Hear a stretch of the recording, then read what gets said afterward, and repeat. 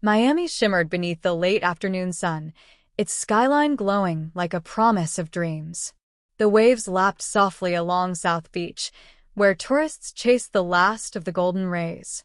Among the noise of salsa rhythms and car horns, Alejandro Alvarez walked with a quiet determination. He was 28, sharp-eyed, and carried the weight of ambition in his stride. Miami had raised him, but it had also tested him at every corner.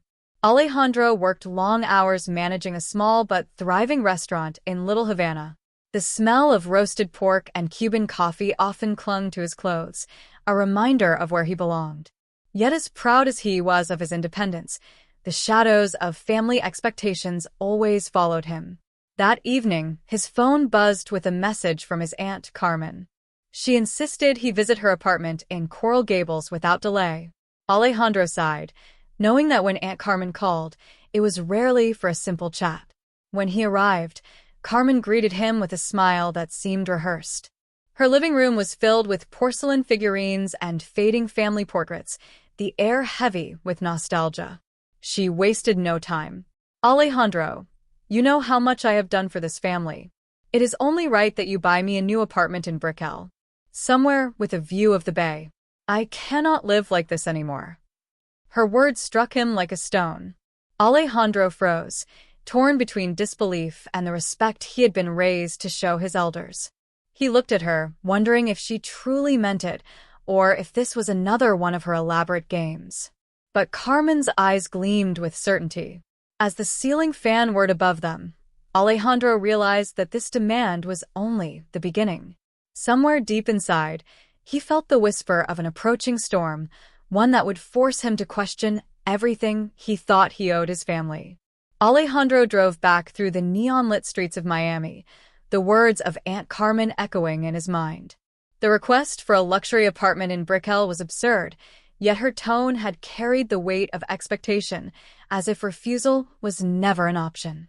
He felt his chest tighten as he turned onto Calle Ocho, the familiar stretch of Little Havana glowing with cigar shops and music spilling out of open windows. At the restaurant, he tried to bury himself in work.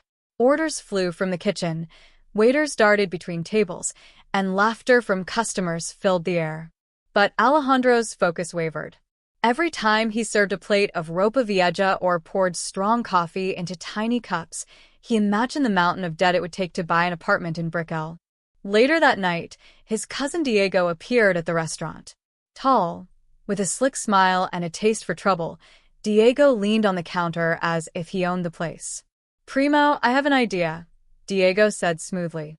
"Lend me your car. Just for tonight. I have a date on Ocean Drive, and nothing impresses like your Mustang." Alejandro stared at him, caught between laughter and anger. The Mustang was his pride, the one thing he had worked years to afford. He knew Diego had a habit of reckless nights, coming home with dents, scratches, and half-remembered stories. "No," Alejandro replied firmly. "Not tonight, not ever. Get your own ride." Diego's smile faded. His eyes hardened, and he muttered under his breath. "You think you're better than us because you have a restaurant and a nice car. Do not forget, family comes first." The words stung more than Alejandro expected. Family had always been his anchor, but lately, it felt like a chain pulling him down. He watched Diego leave, his footsteps sharp against the tiled floor, and wondered how many more demands would come before the storm broke. The night closed in on Miami, but Alejandro could not find rest. As he lay in bed, staring at the ceiling, he realized he was caught in a web of promises he never made, expectations he never agreed to. The city outside never slept, and neither did his thoughts. Somewhere in the distance, the faint rhythm of drums echoed from a street festival. Yet all Alejandro could hear was Carmen's voice and Diego's threat. Both had carved themselves into his mind, and he knew this was only the beginning of a dangerous game between love and obligation. The morning sun crept through Alejandro's blinds, painting stripes of light across his room. He rose with a heavy heart, knowing the day ahead would not bring peace. Outside, Little Havana stirred with life. Street vendors called out their prices, children laughed on their way to school, and the rich scent of espresso drifted from every cafe. Yet for Alejandro, the world felt quieter, as if waiting for the next demand to strike. At the restaurant, his staff greeted him warmly, but even their smiles could not shake the unease that lingered in his chest. While checking the stock in the kitchen, he overheard two elderly men at a corner table. They spoke of family debts, of obligations passed from one generation to the next. The words made his skin crawl. He wondered if his own story would become another whispered tale of sacrifice. Later that afternoon, his mother, Elena, came to visit. She was gentle, with kind eyes that still carried the strength of her homeland. She sat across from him, her hands folded neatly in her lap. "Alejandro," she said softly, "Carmen has been calling me. She tells me you refused her request. You know she helped us when times were difficult. She believes it is your turn to help her now." Alejandro's throat tightened. "Mama, it is not help she asks for. It is a fortune. I cannot carry that weight." Elena looked away, her silence heavier than words. When she finally spoke, her voice trembled. "Family is everything. Without it, we are nothing in this city."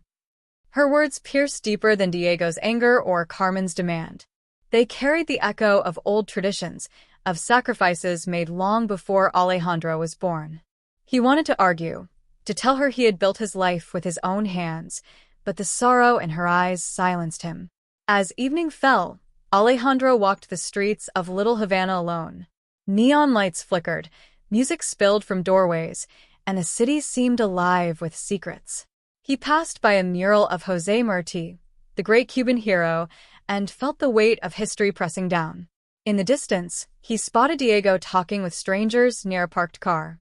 Their voices were low, their gestures sharp. Something about the scene chilled Alejandro, but before he could approach, Diego vanished into the night. Alejandro stood there, unsure whether to follow or retreat. The whispers of obligation, the silent pressure of his mother, and the mystery of Diego's dealings wrapped around him like smoke. He felt trapped, yet drawn deeper into the shadows of his own family. And as he returned home, one thought haunted him. The demands had only begun, and soon, someone else would come knocking at his door. The weekend drew crowds into Miami's heart, the city pulsing with the rhythm of salsa and the thrum of neon lights. Alejandro tried to lose himself in the noise, but the tension within him only grew heavier.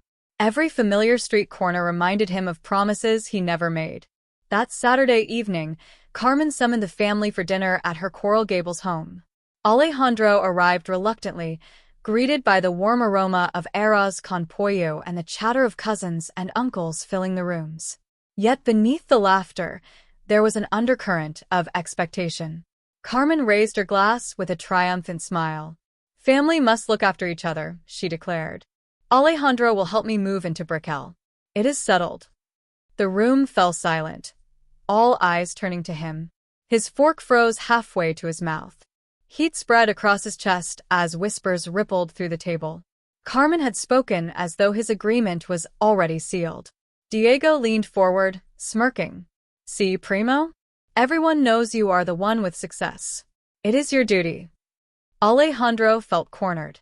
His mother's gaze pressed on him, heavy with hope, while Carmen's smile widened like a trap. He forced a tight smile, unwilling to cause a scene, but he said nothing. Later, as he stepped outside for air, the humid night clung to his skin. In the distance, the lights of Brickell shimmered like a cruel reminder of the demand waiting for him. His cousin Marisol, quiet and observant, followed him out. "You should be careful," she whispered. "Carmen and Diego are not asking. They are planning. If you resist, they will not let it go." Alejandro turned sharply. "Planning what?" Marisol hesitated, her eyes darting towards the house. "You will see. Just do not trust them completely." Her words echoed in his mind long after he left. He drove through the restless city streets, past nightclubs and glowing windows, every sound magnified by his unease. Somewhere in the shadows, his family was weaving a net around him. And though the city danced with music and light, Alejandro felt the storm gathering just beyond the horizon. The days that followed were restless. Alejandro managed the restaurant by habit alone, his mind distracted by Marisol's warning. Every familiar face that entered the dining room seemed to carry questions in their eyes, though none were spoken aloud. Late one night, Alejandro locked up the restaurant and stepped into the humid Miami air. Across the street, a figure leaned casually against a lamppost. Diego. His cousin's grin was sharp, but his eyes betrayed a sleepless edge. Primo, Diego called, striding over. I have a business opportunity. Quick money, fast returns. I need your help. Alejandro's stomach tightened. What kind of business? Diego's voice dropped to a conspiratorial whisper. Importing. Nothing dangerous for you. Just let me use the restaurant to store a few crates for a night. No one will know. You will not even have to lift a finger. Alejandro's pulse quickened. He could see the trap unfolding. Diego's ventures were never clean. The crates would not hold coffee or cigars, but something far riskier. No, Alejandro said firmly. I will not risk everything I built. Diego's smile faltered, replaced by a cold stare. You think you are better than us. You forget who stood by you when you had nothing. Remember, Alejandro, family does not like to be refused. The words slithered into Alejandro's mind like a threat. As Diego disappeared into the night, Alejandro stood frozen, the city sounds fading around him. He could almost feel the weight of invisible eyes watching from the darkened street corners. Back in his apartment, sleep refused to come. His phone buzzed again, this time with a message from Carmen. We need to talk. Tomorrow. Alejandro shut his eyes, but peace never arrived. He could sense it now. The family was closing in, tightening their grip. And with Diego's secret dealings lurking in the shadows, the storm Marisol had warned of was no longer distant. It was here, pressing against his very door. The following afternoon, Alejandro drove reluctantly to Coral Gables. The streets shimmered in the heat, palm trees swaying against a sky too bright to comfort him. Carmen's house looked as it always had, tidy on the outside, yet heavy with secrets within. She welcomed him with a smile too wide to be genuine. The living room smelled of strong coffee and polished wood. Family photographs lined the walls, each one a reminder of bonds that once felt unbreakable. Alejandro, Carmen began, her voice smooth as silk, you are the pride of this family. Your restaurant, your car, your success. But success means nothing if it is not shared. I want you to see this as an opportunity, not a burden. Alejandro kept his tone steady. I cannot buy you an apartment, Tia. It is beyond my reach. Carmen's expression hardened. She leaned closer, lowering her voice. Then perhaps you can help Diego. If his business succeeds, I will have enough to move. We all benefit, and no one will be left behind. The implication struck him like a blow. His aunt, once the matriarch he respected, was tied to Diego's schemes. The new apartment in Brickell was not just a dream of comfort. It was part of a bargain built on shadows. You are asking me to risk everything, Alejandro said, his voice tight with anger. Carmen's eyes glittered with cold certainty.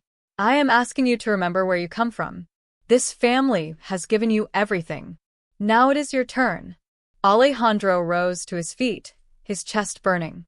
The room seemed to close in around him, the ticking clock on the wall louder with every second. He knew now that Carmen and Diego were united in their plan, and his refusal was more dangerous than he had imagined. As he stepped outside, the Miami sky had turned gray with an approaching storm. Rain began to fall, soaking the streets, blurring the bright lights of the city. Alejandro drove away, with the wipers beating furiously, his mind racing faster than the rain. The hidden bargain was clear. If he resisted, his own family would stand against him. And in Miami, where loyalty could be both a blessing and a curse, Alejandro realized he was running out of time. The rain cleared by morning, leaving Miami glistening under the sun, as though the storm had never touched it. Alejandro, however, carried the weight of it within him. He tried to focus on the rhythm of the restaurant, but the taste of Carmen's bargain clung bitterly to his thoughts. That evening, he drove along Ocean Drive, the city alive with music and the glow of neon. He had heard whispers from Marisol that Diego would be there, meeting with strangers again. Alejandro told himself he only wanted to see, not to interfere. Yet deep down, he knew curiosity was dangerous. He parked a few streets away and walked past the glowing clubs and roaring laughter of tourists. At a quiet corner near a row of palm trees, he saw Diego leaning against his car, speaking to two men in suits. Their conversation was sharp, their faces tense. One man handed Diego a small envelope, his gesture quick and secretive. Alejandro's stomach turned. This was no harmless deal. He could almost feel the trap tightening, Carmen's voice echoing in his head. If his business succeeds, we all benefit. Suddenly, one of the men glanced over his shoulder. Alejandro froze in the shadows, his breath caught. For a moment, he thought he had been seen. But the man turned back, muttering something before the three of them disappeared into the night. Alejandro exhaled slowly, his pulse racing. He knew now that Diego's dealings were real, dangerous, and drawing the family deeper into a world from which there was no return. As he walked back to his car, Marisol's warning replayed in his mind. Do not trust them completely. He realized she had known more than she had said. And now, Alejandro was no longer just a bystander. By watching, by knowing, he had already stepped inside the circle. The sound of the waves crashing against the shore carried through the humid air. Ocean Drive sparkled with life, yet Alejandro felt only dread. Shadows had begun to follow him, and they would not let go. The following day, Alejandro confronted Marisol. They met at a quiet cafe on the edge of Little Havana, away from the noise of Calle Ocho. The clatter of cups and the soft murmur of conversation filled the air, but Alejandro leaned forward, his voice sharp. You knew, he said. You knew about Diego and Carmen. Why did you not tell me everything? Marisol lowered her gaze, stirring her coffee slowly. Because telling you would make you part of it. And once you are inside, there is no way back. Alejandro's hands tightened around his cup. I already am inside. I saw Diego on Ocean Drive. I saw the men he deals with. Her eyes lifted then, filled with worry. Then you understand. They will not stop. Carmen believes this is her chance to live the life she always dreamed of, and Diego, he is in deeper than you realize. If you resist, they will turn everyone against you. Alejandro felt his chest tighten. The fracture in his family had widened, and he was caught in the center of it. His mother's quiet pleas, Carmen's demands, Diego's threats, all pulling him in different directions. I cannot let them drag me into this, he said firmly. Marisol reached across the table, her hand resting lightly on his. Be careful, Alejandro. This is no longer about family. It is about survival. That evening, Alejandro returned to his apartment.